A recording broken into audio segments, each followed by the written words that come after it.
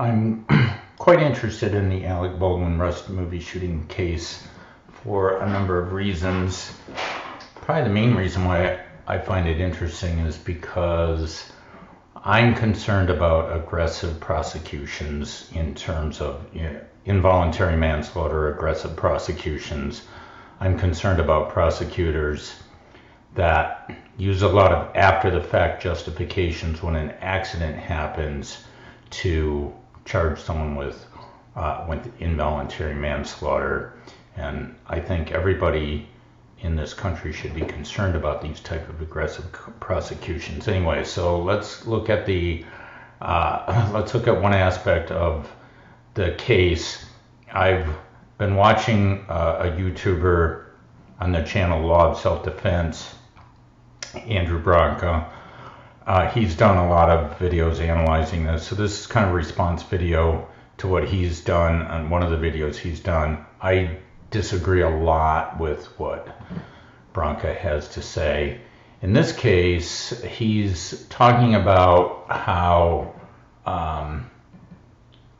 case law, how New Mexico case law applies to this, and he's using a Supreme Court decision, which was a decision that was made on an appeal back in 1955 about one particular aspect of the case, which we're going to get into. And so let's listen to what he has to say about this and how he thinks that State v. Gilliam applies to the Alec Baldwin case. Now, does it matter how the live round got in the gun? Not according to the New Mexico Supreme Court. Does it matter that David Halls didn't adequately check? Does it matter that Hannah Gutierrez, the armorer, was the human being who apparently loaded the live round into the gun? Certainly she handed a gun with a live round onto the set. I mean, it matters for their own criminal liability. It does nothing to diminish Baldwin's criminal liability because, under State v. Gilliam, New Mexico Supreme Court, quote, it could have made no difference to the trial of a charge of involuntary manslaughter as to who loaded the gun.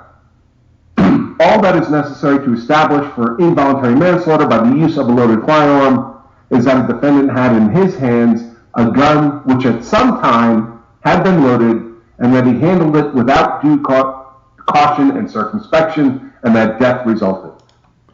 Okay, that's what I wanted to cover here, that statement, and how he's applying State v. Gilliam, or how he thinks State v. Gilliam applies. So what he thinks is that there's New Mexico case law that's supplemental beyond, the statutory law, the actual written statute of the New Mexico involuntary manslaughter, because a Supreme Court decision, 69 years ago, looked at one case and, drew, which was an appeal based on a certain argument, which we're going to look at here in just a minute. And then based on that, they wrote a decision and it had some of this wording in it here. He's totally misrepresenting what was actually written. Notice these ... dots here, like as to who loaded the gun, ... and all use of a loaded firearm as a defendant had in his hands, a gun that at some point handled it, ... without due caution and circumspection. There's a lot of these ... dots, okay? He's totally misrepresenting what the actual decision of this case was all about. He's arguing that somehow this establishes some sort of New Mexico precedent, that it never matters who loaded the gun, and that this comes from 1955 Supreme Court case.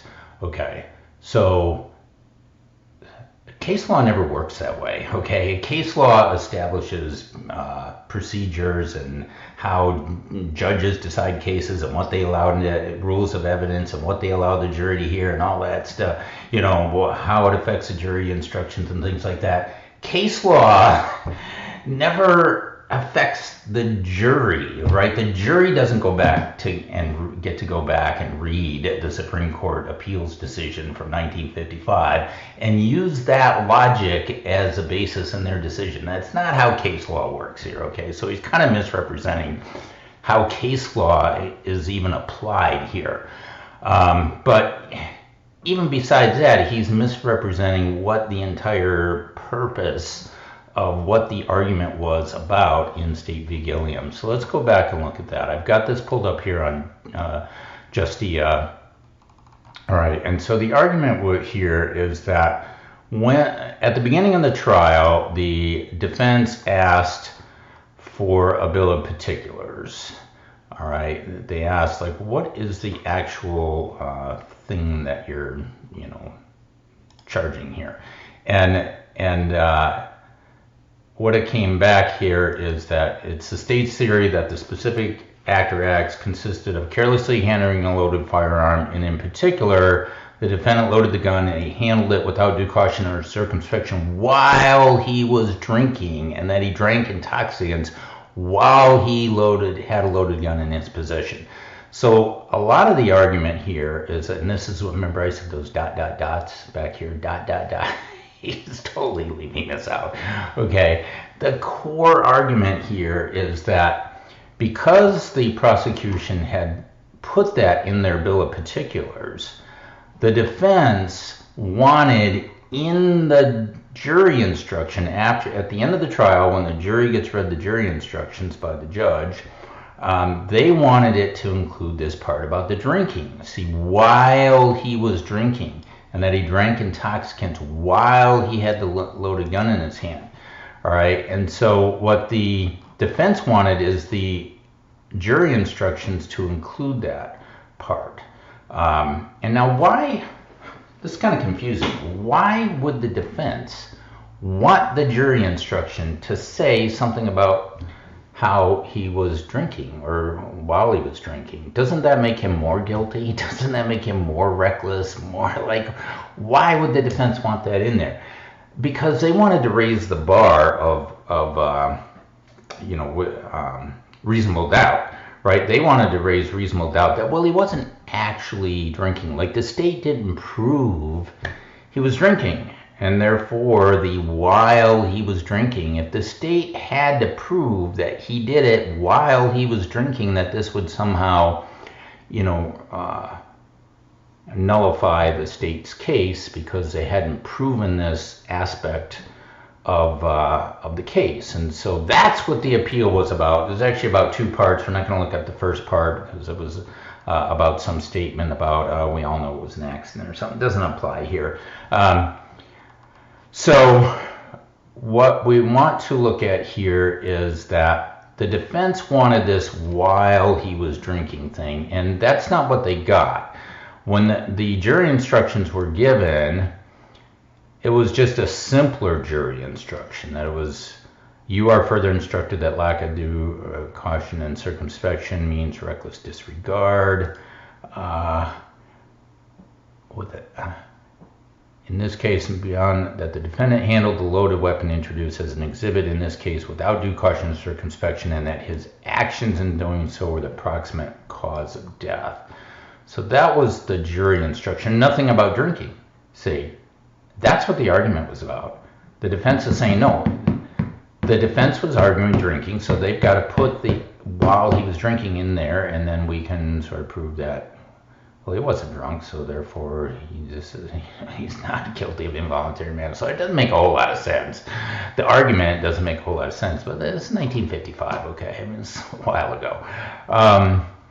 And so the Supreme Court was making a decision on whether it was wrong for the court to omit the while he was drinking portion of the jury instruction, and they concluded that the original court did not err in by omitting the jury omitting the while drinking, because it's not necessary for the defense to prove that aspect of it.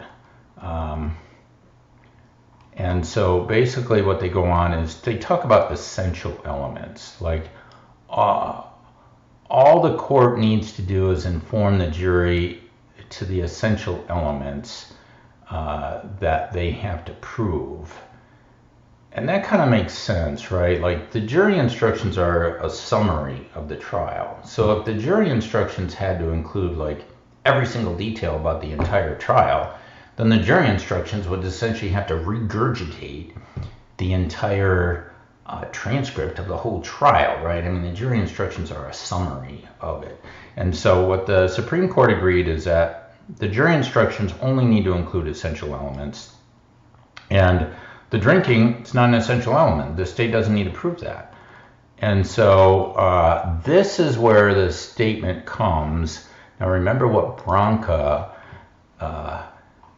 represented the statement. It could have made no difference, trial as to who loaded the gun, all that is necessary, ... leaves out the ... Let's look at what it actually said, okay? It could have made no difference to the trial of a charge of involuntary manslaughter as to who loaded the gun or whether the person handling the gun was sober or drinking, or whether he had loaded the gun while drinking an intoxicant. All that is necessary to establish for involuntary manslaughter by use of a loaded firearm is that a defendant had in his hands a gun which at some time had been loaded and that he handled it, whether drunk, drinking, or sober, without due caution and circumspection. This whether drunk, drinking, or sober is the missing part here in the ... Okay, which means if you read this in the totality, you can see that they are specifically commenting about to answer the question about whether the original court erred by omitting the part about drinking, and they're saying no, they didn't omit the part about drinking. But they're not intending this to be a general statement that in all cases everywhere, no matter what, that it never matters who loaded the gun. I mean, they're analyzing this case, okay? And when they make this comment here, all that's necessary is that the defendant had in his hands a gun which at some point had been loaded. They're specifically talking about it in the context of whether it was necessary to include the part about drinking, right? And so this is not, in my view, is not meant to be a general statement that prejudges all future cases, that it never matters, can never matter, will never matter who loaded the gun. But in this case, it wouldn't have made a difference to this trial, because on this question about whether he was drunk, drinking, or sober, it didn't matter. And so there we have it. Branca is totally misrepresenting this. It's not in any way about what he claims this case is about. It's not about establishing under New Mexico case precedent that it can never matter who loads the gun, ever, ever, ever. It's about this case, and it's really about the inclusion of essential elements in the jury instruction, and that the jury instructions don't need to regurgitate the entire trial and put every single thing in there. That the jury instructions only need to establish the essential elements, and that basically nothing matters except that the jury and the prosecution has to prove and the jury has to believe without due caution and circumspection.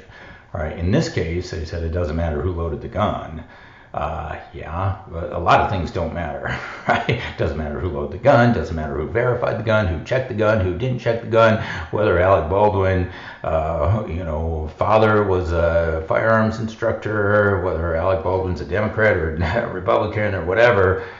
None of that matters, including who loaded the gun. It matters whether the gun was handled without due caution or circumspection. And in this case, the defense is going to argue, well, the armor loaded the gun, and that is due caution and circumspection. So, okay, thank you for this video.